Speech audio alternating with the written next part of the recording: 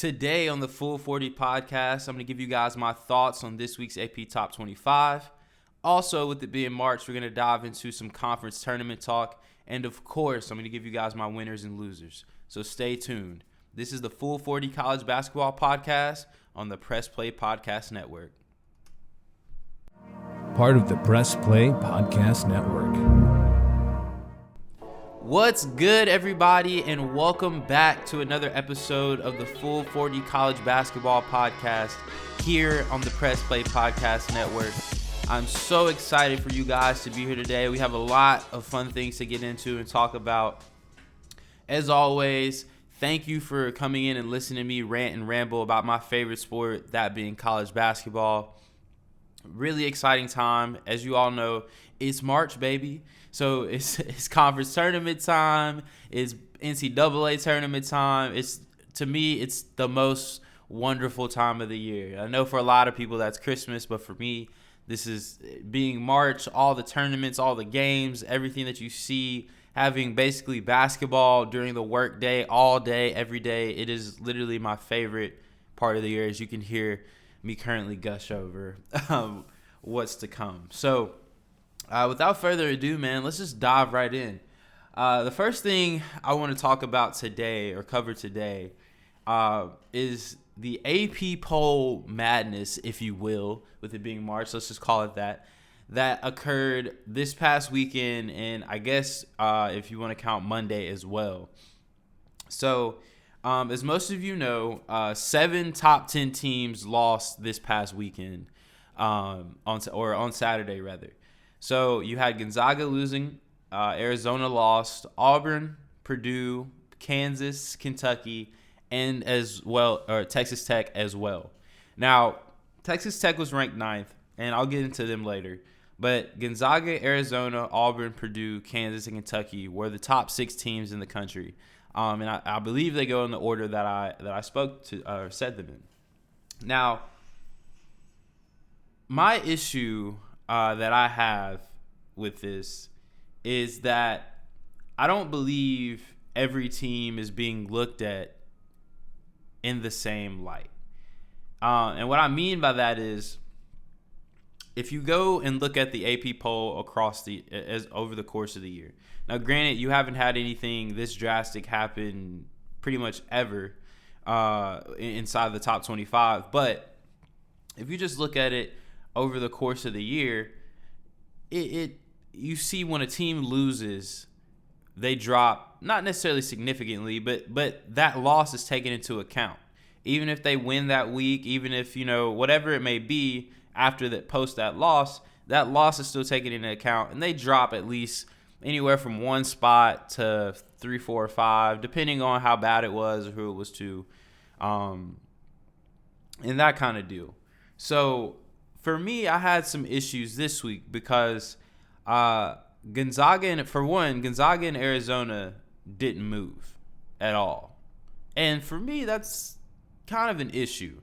And the reason for me, those 2 teams I point out specifically it's an issue is because Gonzaga lost to St. Mary's, who is a very good team. They're currently ranked 19th. They were ranked 23rd when they beat Gonzaga. But it was still a loss on the road by double digits. And to me, Gonzaga plays in a weaker conference. I'm not going to say it's the weakest conference out there, but it's not a very, very strong conference. You have, let me rephrase that. The WCC is a solid conference. I'm not going to say it's super, super strong by any stretch of the imagination. But, they have Gonzaga and St. Mary's, who are obviously ranked.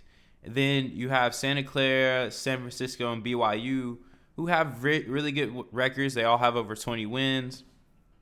Out of the 5 teams I just spoke about, Santa Clara is the only one with 10 losses. So solid. They have a solid group of 5 teams. But realistically, the WCC is a 1, or usually a 1, maybe a two bid league at best. And that's recent that it's become kind of a 2-bid league. with Gonzaga being the elite of the elite, and then having a team like a BYU or St. Mary's usually are the one or the other two that kind of falls into the tournament.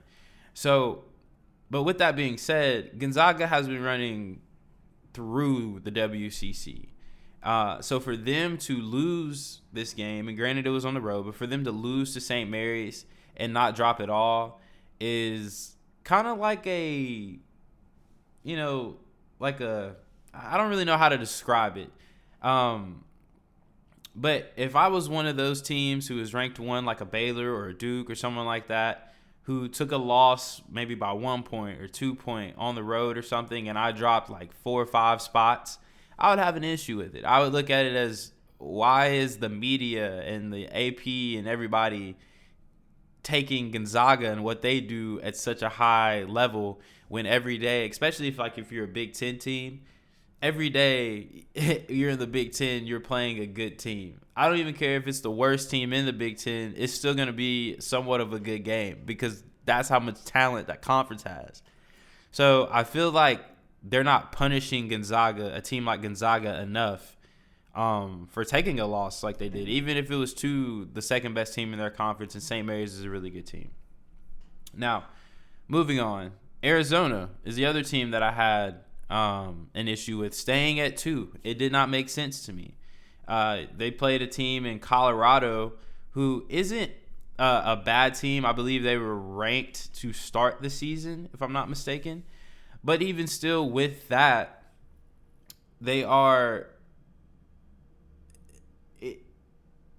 still 19-10 or 18-10 at the time, 19-10 currently.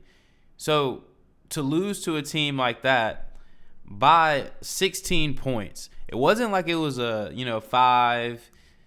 8 point loss. No, they lost by 16 to Colorado. And granted, they kind of, I would say, made up for it by blowing out USC. So theirs to me is a slightly a bit more understandable case than I would say, Gonzaga is. But I still don't understand why they got to keep their spot when teams all year that have been in kind of the same position, losing games that people don't think they should have lost, whatever it may be, they continue to drop them. So those are really my 2 gripes. I feel like everybody else kind of moved around as they should have, like Kentucky losing to Arkansas. I don't think that was – they lost by 2 points. It was a really good game. I don't think that. Kansas and Baylor, very, very high-level game. Don't think either team should drop should have dropped nearly that far. Same thing with Auburn, losing to a very good Tennessee team. So I think the other teams were kind of rightfully done. They are in a solid area, solid spot for what happened the week before. But with that being said, I wanted to give you guys my top 10 of what I thought this week's top 10 should have looked like. So starting at number 1, and these 2 teams are interchangeable for me. So I personally believe that Baylor should have been number 1. The reason I say that is because they obviously beat Kansas, and all 6 teams lost. So they beat a top 5 team at the time. All 6 teams above them, or all 6 teams in the top 6 lost. So if you're going to move someone up like they did Baylor to 3, Baylor should go to 1, especially after, like I was just described with Arizona losing by 16. There's no reason they should be over Arizona. That Arizona should be over them. Moving on, number 2, I think should have went to Duke. I think Duke should have been number 2. Me personally, obviously, as I've detailed on this podcast a bunch of times, I'm a Duke fan. But I don't think they should have been number 1. I think Baylor and having that big of a win deserves that number 1 spot. So I think Duke should be 2. So we're going to go Baylor 1, Duke 2. Excuse me. Then I would take Arizona and put them at 3. Granted, like I said, Arizona losing by 16 on the road to Colorado, that's a big deal. But I don't think dropping them down below Baylor, especially with the top 6 losing, dropping them down below Baylor and Duke to that 3rd spot, I think would have worked out just fine. I wouldn't have had any issues with that at all. Like I said, I think it was kind of like a hard, not necessarily a hard fought game. I'm thinking about Auburn right now, but them coming back to beat USC early in this week, seeing that, it wouldn't have been an issue with me. So at number 4, I'm going to take Auburn. I think Auburn, while they have struggled on the road here a little bit lately, I think that playing Tennessee at Tennessee, as a Tennessee grad, I can tell you that's a really, really tough place to play. It seats like 20,000 plus people, so that's a lot more than a lot of stadiums that are kind of around. So with that being said, Auburn losing by, I think, what was it, 5? 5 on the road at UT. I think they could have just dropped to 4. Then after them, I would probably go with Gonzaga at 5. Losing by as much as they did. Well, actually, I'll take that back. And I'm switching this on the fly. I'm going to put Kansas at 5 because obviously a loss to Baylor. I don't think you should drop that much when you lose to another top 10 team. It wasn't like a bad game. Again, like I said, it was a pretty solid game across the board. So I think they should be 5. Then I'm going with Gonzaga at 6. I've laid it out. I've gone on and on about Gonzaga, but I think they should have dropped to 6. Then I would say to round it out, we're going Kentucky at 7. Purdue. I'm sorry. Looking at the wrong thing. Purdue at 7. Kentucky at 8. And then Texas Tech can just stick. Because me personally, I think Texas Tech is a good team. So I don't have a problem with them dropping, but I kind of like them in the top 10. I kind of think they could have just stuck at 9. But for the sake of this, I'll stick with my list. For the sake of this, I'll stick with my list. So at 9, we're gonna go with Providence. I like them where they are, and Wisconsin at 10. Big win over Purdue this past week. So I like how that rounds out. So to go back over it, we have Baylor at 1, Duke at 2, Arizona at 3, Auburn at 4, Kansas at 5, Gonzaga at 6, Kentucky at 7, Purdue at 8, Providence at 9, and Wisconsin at 10. So kind of similar to this week's AP poll, a little bit of difference here and there. Like I said, but that's just me and how I'm looking at it. So, So that, I think the AP poll, I don't think we should put too much merit into it anyway, but who doesn't like being ranked number 1 or being able to say their team's ranked top 5? So that's why I think it's a big deal. That's why I think it's a big deal that we get this right. I feel like I wouldn't say a lot, but I feel like there's some media members out there who don't watch the games. Because there's no way that Gonzaga should have got 46 first-place votes this week. This is ridiculous. That's just insane. Moving on, though. As I said earlier, it's March. So with March comes tournament time. There's so many things going on that there's just an inundation of basketball everywhere. Like, you can turn on the TV at any time. And being able to watch at 11:30 on a Wednesday, being able to watch, Radford and whoever they may be playing in the Big South or whatever conference tournament may be going on, is pretty cool. It's pretty cool to watch. So, and this weekend coming up, I think with the end of like the Power 5 conference regular season's coming to an end on Saturday. Really, I think there's some games on Sunday as well. But really Saturday is the real heavy day. I think there's going to be a lot of fun going into next week. Especially this weekend, we have a lot of regular season conference races that are coming to an end. I think pretty much all of the bigger conferences are solidified. There's some teams that can still get a share, which I'll get into in a second. But I think pretty much they're all solidified.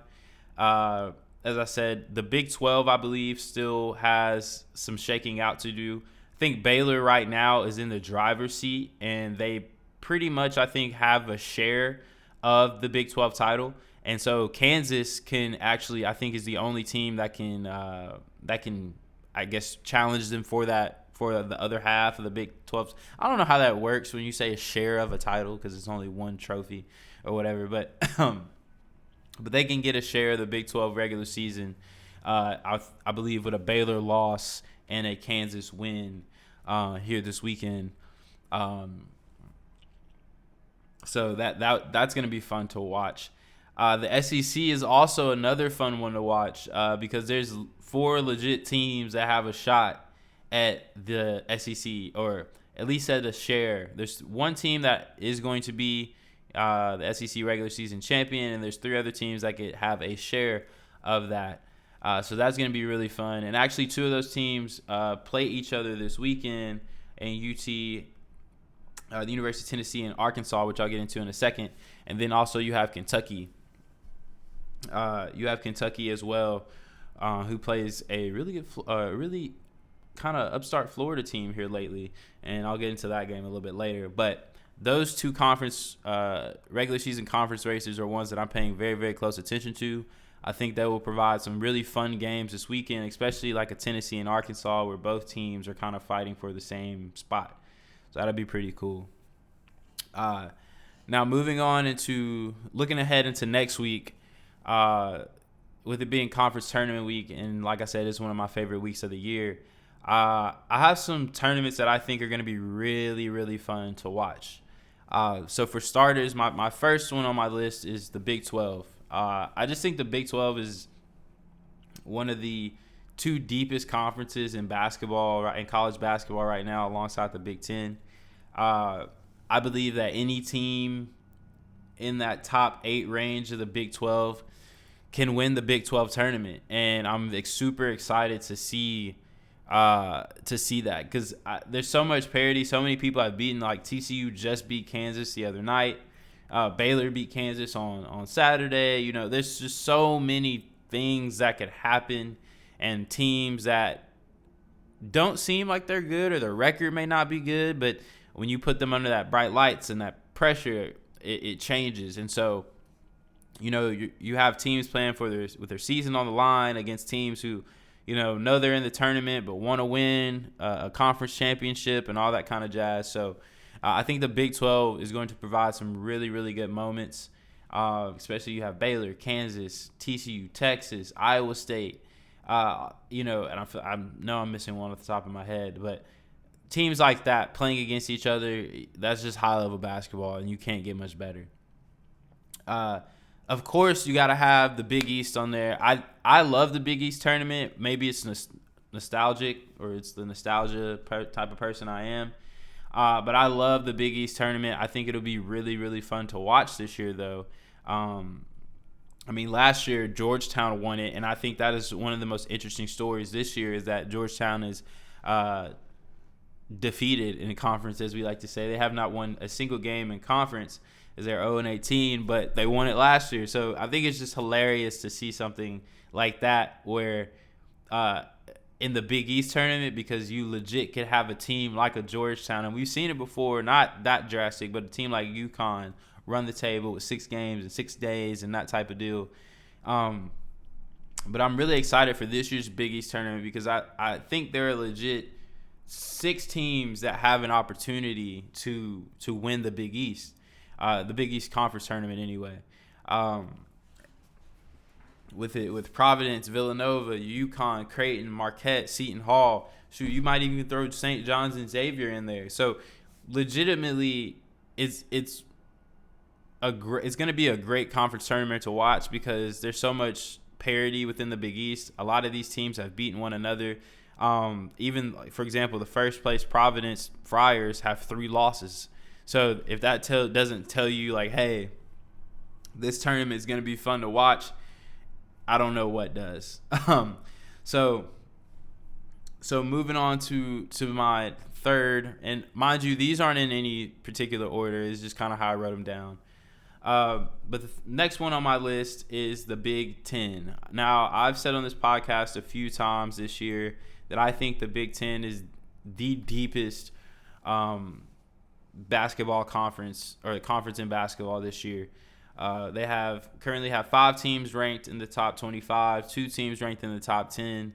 But you also have teams like Rutgers, Michigan State, Michigan, Indiana. Even throw in Penn State in there as well. And now, when I say this, Penn State is not a relatively good team, but if they catch you sleeping, they will beat you.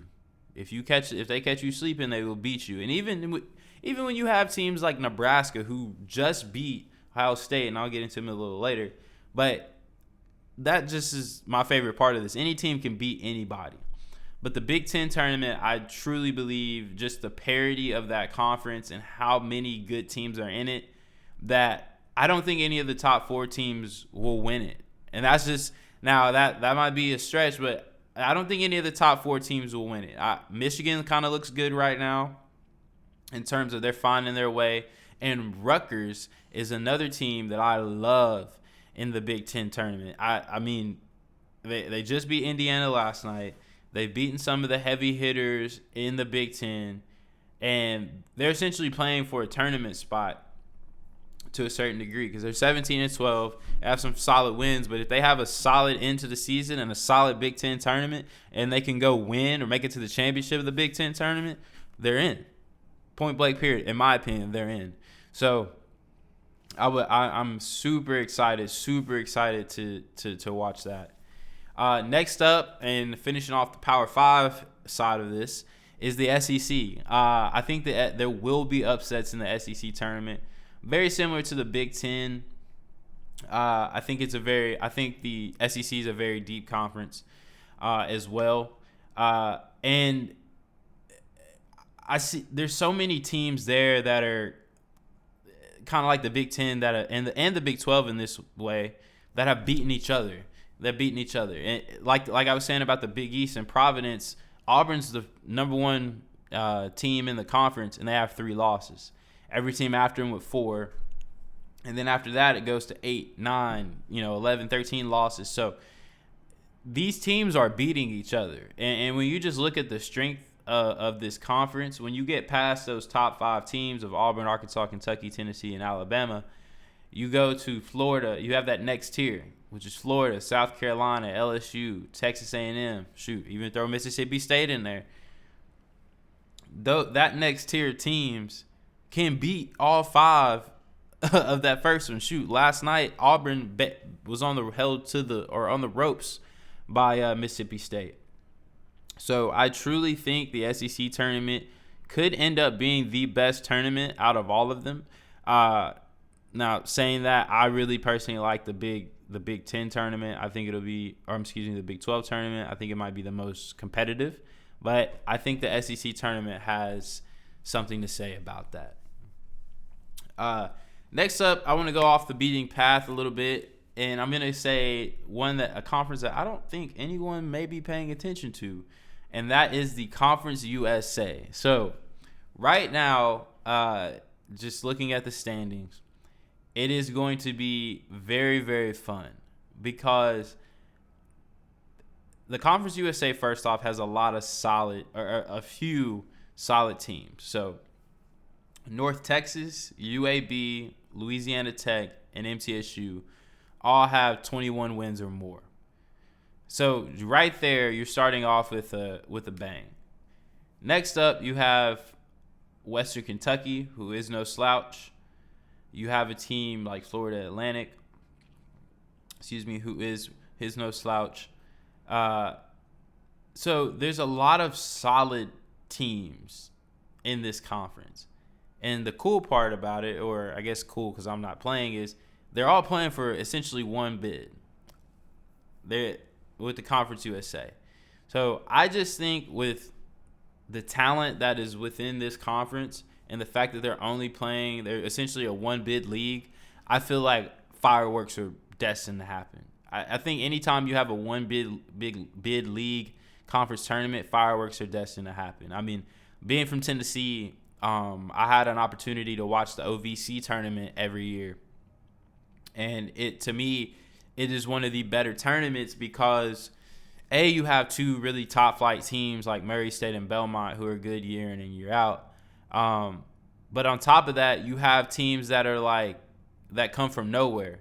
I remember campaign in Murray State. I remember watching Belmont basically run through the league and then lose on that last day. So I think that is definitely going to be fun to watch.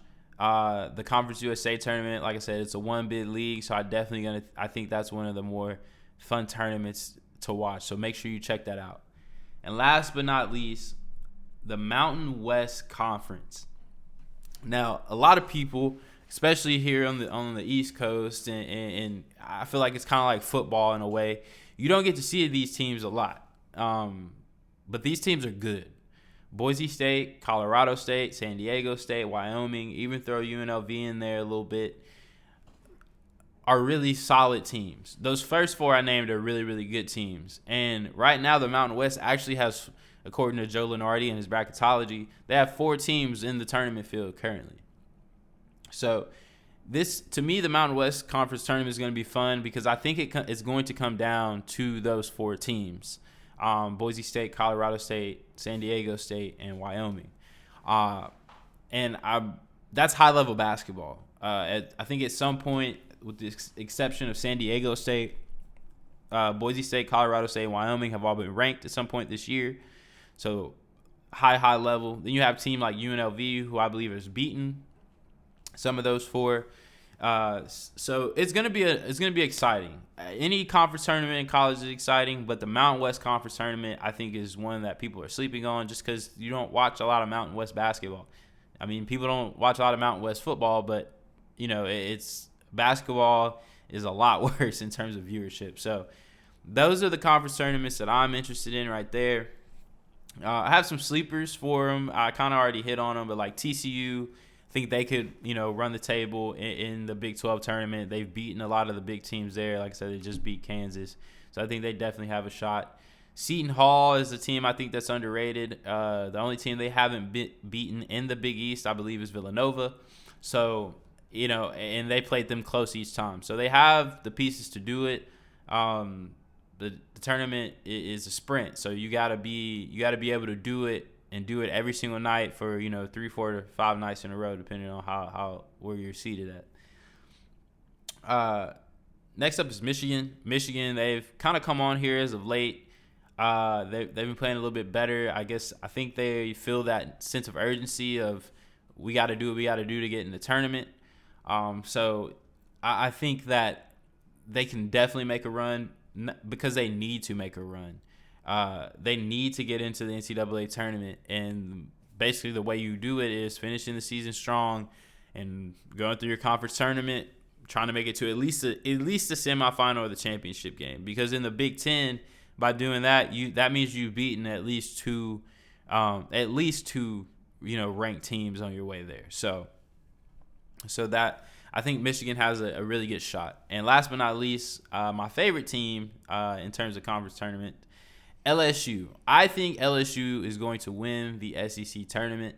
Now, you might look at me like I'm crazy, especially after they just blew a game last night. But I think LSU and Alabama in this regard. But I think they both have the scoring to beat teams in the SEC tournament.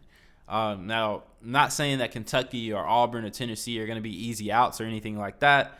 I just like LSU. I like watching them play. I think that they have all the makings and all the talent to be as good as those teams. They just haven't put it together yet. They've had complete games, but they haven't had a complete stretch where they're just like dominating and not turning the ball over and, just playing the game the right way, as the old folks would say. So those are my 4 sleepers, going forward. In the conference tournament week.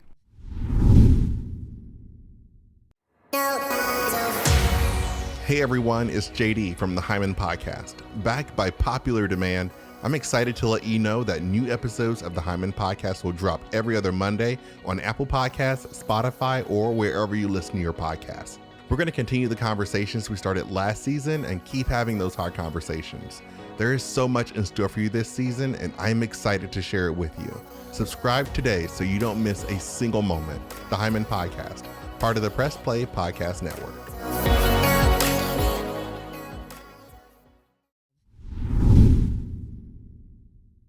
So, before I dive into winners and losers, man, I have two really cool stories that I want to kind of segue to from this conference tournament talk. The first is about Paulo Banchero. He actually just received an NIL deal with NBA 2K. Now, a lot of you might be like, what is this biased Duke story? Get this. But I actually think it's a really cool deal. And aside from him playing for the Blue Devils, I think that he is I think it's a cool deal going forward. And why do I think that? Every kid who's ever played a sport for the most part at some level, they've always wanted to be on a video game. I mean, even me, still to this day, I would love to be, if someone came and asked me to be on, 2K or Call of Duty or whatever, I'd do it in a heartbeat because that's something I've always wanted to do. So for kids nowadays, I think it's a really cool deal that 2K is reaching out to the younger generation and saying, like, hey, for your NIL deal, we'll put you in the game. Now, you have to earn it. It's not like something you can buy or anything. If you're familiar with 2K, they have seasons now in the multiplayer mode. So, you earn so much over your seasons. I think you get to level 40, then you get Paulo. So, really cool. And like going forward, though, I think it could lead to some really cool avenues, even working down to the high school kids that are getting the NIL deals. You could have things like the overtime elite guys or overtime elite teams. You have them on the game. You have things like, like when you have March Madness come around, you can have do an NIL deal with the March Madness mode and have all the, have the 68 teams right now because we don't have a college basketball video game. So you can create that mode in 2K with all the teams. So I think there's some really cool possibilities that can come from this. So I'm really interested to see, A, how it works, and B, where it goes from here.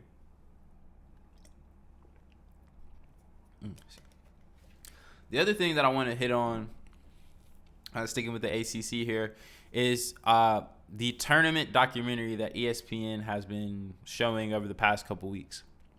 Now, I'm gonna be honest here.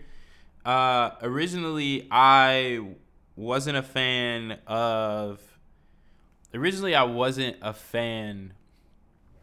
the documentary. Not because I watched it and didn't like it, but I just thought it was just something, ESPN was just putting out, and I didn't really care, essentially. It didn't really move the needle for me.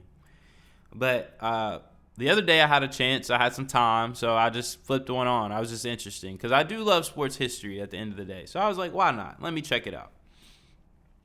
And come to find out, there were so many things within just that initial episode that I had no clue about when it came to conference tournaments and the ACC tournaments and all this other stuff. My mind was blown. So, if you haven't had a chance to check it out, it's really, really cool. I was able to learn some really interesting stuff. And essentially the ACC tournament is the basis for every other conference tournament that you have around. And it goes all the way back to Indiana basketball. It's crazy. And even when it comes to the traditions of cutting down the nets and things of that nature, it all goes back in terms of college basketball to the ACC. And that's really, really dope, if you ask me. So if you haven't checked it out, and it's not promo or anything, but if you haven't checked it out, the tournament documentary at ESPN is super, super dope. Check it out. So, moving on to my winners and losers of the week. This is always my favorite segment.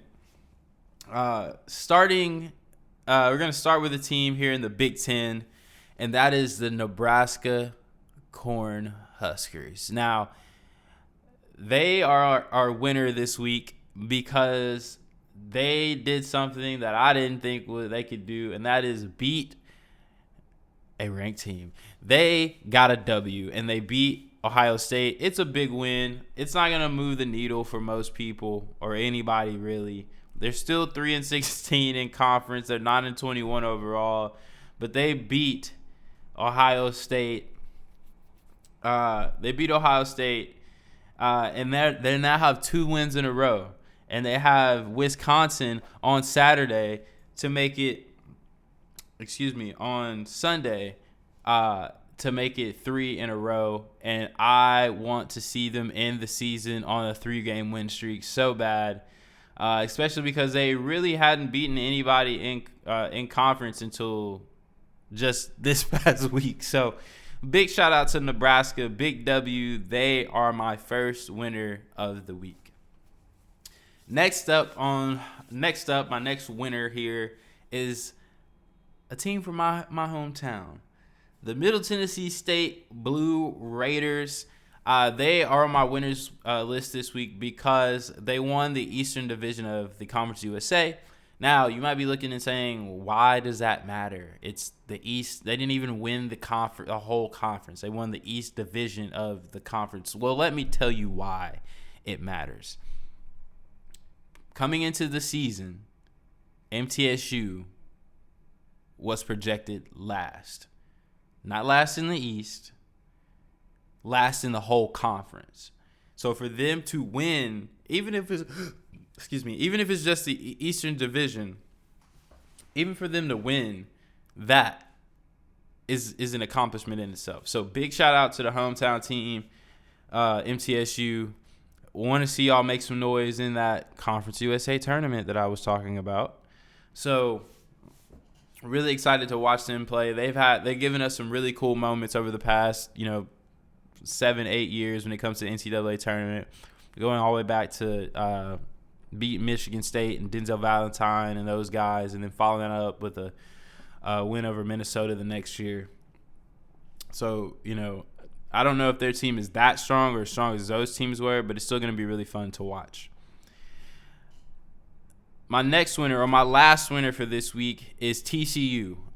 They had 2 huge wins back-to-back. They beat Texas Tech, who was ranked 9th, and then followed it up with a Kansas win on Tuesday. They actually played Kansas again today. You'll hear this on Thursday. So they played Kansas again today.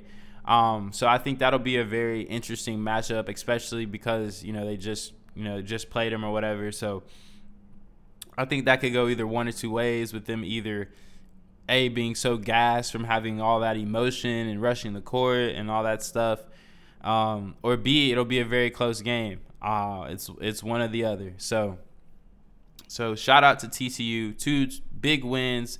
Has an opportunity to have another one again tonight over the same Kansas team that they beat. And that would be pretty cool, if I had to say so myself, to beat the same ranked team twice in a week right before conference tournament time. It would be really dope. So now, moving on to losers of the week, Big L7s. First up, we're going to talk about the Michigan State Spartans. Now, they did just beat Purdue, so I'll give them that. But you can't tell me that this Michigan State team, especially where they are currently, reminds you of the Michigan State teams of old. And what I mean by that is more of the steam that they have coming into the end of the season. Normally, and this is kind of like this every year now, we kind of come to expect it, but Tom Izzo teams usually pick up steam as the season goes on. Sometimes they're dominant throughout the year, but usually when it hits that, end of January, beginning of February time, they start to really pick it up and really turn it on. But that hasn't been the case. That hasn't been the case for this Michigan State team. Just looking at their schedule, they only have 2 wins in their last, 10 games. They've only had 2 wins in their last 10 games. And those wins, granted, one was over Purdue and one was over Indiana. So solid teams, solid wins, but Wisconsin, big spots. Wisconsin, they lost. Illinois, they lost. and they really had a chance to win that Illinois game. Iowa beat them by 26, and then Michigan just followed up with beating them by 17. So they are my losers this week because they don't have the steam that they normally have. And then when you lose to Michigan by 17 and Iowa by 26, it kind of diminishes you beating a Purdue. So that is loser number 1 for me this week. Next up, we have Ohio State. Now, I know I just talked about Nebraska, and I gave them all their props, but Ohio State is on my losers list for losing to Nebraska, but also because they lost to Maryland as well. Granted, they did beat Illinois before those 2 games, but I think those are 2 really, in my opinion, really bad losses. Especially going into conference tournament time and NCAA tournament time when it comes to seeding. I think those will be looked at, well, not necessarily seeding at a conference tournament, but in the NCAA tournament for sure, I think those will be looked at as bad losses. And I don't necessarily know, kind of like Michigan State in that they don't have really a lot of momentum going into either one, the conference tournament or the NCAA tournament. So I'm really going to be interested to see how they go moving forward. They have a big game against Michigan State tonight. So that'll be interesting to watch. 2 teams on my losers list are playing each other. So somebody got to take a dub. And last but not least, I want to talk about Iowa State. Iowa State has been kind of a weird team this year. They've gone through stretches where people were like, rank them, they're top 10, they're this, that, and then only for them to kind of fall out of favor and lose games they shouldn't lose and things of that nature. So this week they're on my losers list simply because they had a very bad loss to Oklahoma State. They haven't really had a good loss since Texas in January. I'd say TCU you can also throw in there as well. So really those are their only 2 wins. They're 2 good wins since they had a very strong start to the season. They've beaten the teams they're supposed to beat, and they've lost to the teams they're supposed to lose to. So I guess that's, is what it is on that. But they have a big one this weekend against Baylor. On Friday or Saturday, against Baylor. So they can get back into the win column and back into my good graces of being off this losers list. But as of right now, they just they're an okay team. They play solid defense, but other than that, they depend too much on Isaiah Brockington to score. And I think that's going to really hurt them both in the NCAA, for sure in the NCAA tournament, but in the conference tournament, I don't think it'll hurt him as much because, you can have a player go off like Kemba did and win it. So yeah. So last but not least, I want to take a look ahead to this weekend or the big games that are coming up, rather. As I just kind of profiled a little bit, the first one I want to hit on is one that's happening today, and that's TCU and Kansas. As I've said a few times, TCU just beat Kansas on Tuesday. I think that this game is a big game to solidify their spot in the tournament. I think if TCU can beat Kansas twice in a week, they are in. Not that they weren't in before because they are currently projected a 9 seed, but they would be firmly in. There's nothing to worry about. Nothing that would move the needle going, that would happen in the conference tournament for them to have to be feeling like they're playing for their season. But on the flip side of it, and this is why I think it'll be a good game tonight, Kansas still has a shot at the Big 12 regular season title with a win. So I think both teams are going to come out. They're going to play hard because they both have something to play for. So, and especially with the game that just happened on Tuesday, these teams playing each other, I think that it'll really be a good game to watch. So I'm really excited. Sticking with the Jayhawks and moving into this weekend, Texas and Kansas are actually playing each other. And this game to me is just big because there's seeding purposes on the line for the NCAA tournament. Texas being a 5 seed right now, and I don't see them making too much movement. I think they can move up to maybe a 4. I don't see them really moving down. I think that's a good spot for them. But Kansas, on the other hand, is a 1 seed, and that's why the TCU game matters as well. So I think if Kansas takes care of both Texas and TCU, they are officially a 1 seed. But on the other hand, if they lose either one of these games, I truly believe that they could and would fall off of that one line, and a team like a Duke or would rise up and grab one of those spots. Next up is another game happening today, and that's Michigan State and Ohio State. Really excited for this, as I just kind of detailed that, so don't necessarily need to hop back into it. But both these teams need this game. I think it would be a good, Q1 win for like a Michigan State for sure.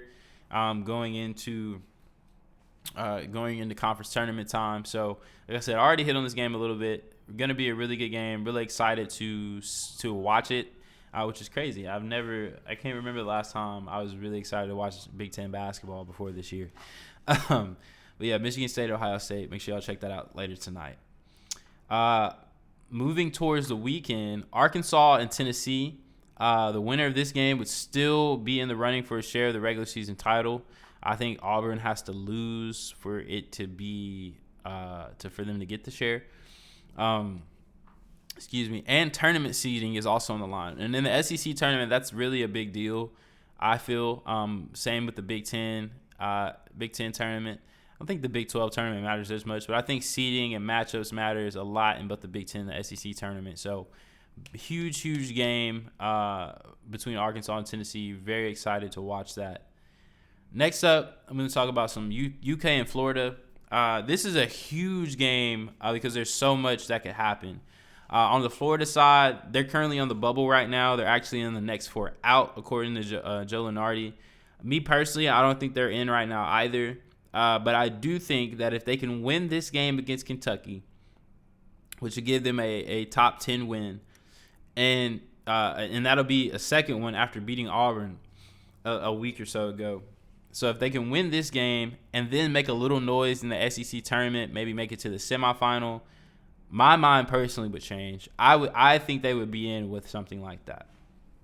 On the flip side, I think UK is still alive for a share of the regular season title, as I talked about earlier.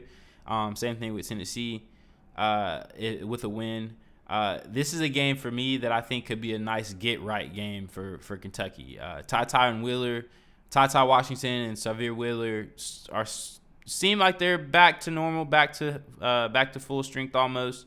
So I think this is a really, really good tune-up game almost for Kentucky, where they can really just make sure they're doing everything right.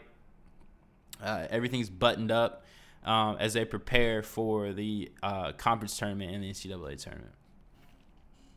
The second to last game I want to talk about is USC versus UCLA. This is a big game because it determines the 2 seed in the conference tournament. I also think whoever wins will improve their seeding in the NCAA tournament. I think USC is a 6 seed right now, and UCLA is somewhere within the 4, 5, 6 region, or 3, 4, 5 region, excuse me. So huge game. Neither one of these teams can win the Pac-12, as Arizona's won that outright. So nothing to play for there, but I still think being the 2 seed and not having to play Arizona until the championship game is a big deal. Last but not least, the game that I was kind of dreading talking about, Duke UNC is, to me, the biggest game of the weekend. There's a lot of games that have conference championship races and all kind of stuff, but let's be real, it's Coach K's final regular season game. Supposed to be over 100 former players in the building. I think personally it will be the most emotionally charged Duke and North Carolina game in a very, very long time. Personally, I think while I've been alive, I think it'll be the most emotionally charged Duke Carolina game. Right now, and then on top of, the whole aspect of Coach K leaving, it's his final game. It's the biggest rivalry in college sports and arguably the biggest rivalry in sports when you think about it. There's a lot on the line. For UNC, they're currently projected as a 10 seed, and they're kind of trending up a little bit. And I think they're in, but a bad showing here and in the ACC tournament could change that for me personally. I think it could also change in terms of dropping them from a 10 to like a 11, or they play in the playing game, something like that. Like I said, they've had some they've come on a little bit as of late and kind of righted the ship a little bit just so they can find their way in, but I think it's a strong chance that changes if, like I said, they get blown out again like they did the first time, and then they take that into the conference tournament and have a really bad loss there. On the other side, though, I think that this could be a statement game for Duke. So if Duke does blow them out and they ride that momentum into the conference tournament, I don't see why a 1 seed for them wouldn't be on the table. So going to be very exciting to watch, going to be very emotional to watch. I think for me personally as a Duke fan, but as a college basketball fan, Coach K has done a lot for the game. He's changed the game in many different ways. So he's definitely going to, his presence on the sideline is definitely going to be missed. But that's okay. Coaches retire, things happen, it is what it is. So, well, that's all for today. That's all for the Full 40 College Basketball Podcast today. Really excited for what's to come. Like I said, a lot of fun games, a lot of good games, interesting things coming up this week. So hopefully it'll give us a lot to talk about next week. So without further ado, I'm out. Peace.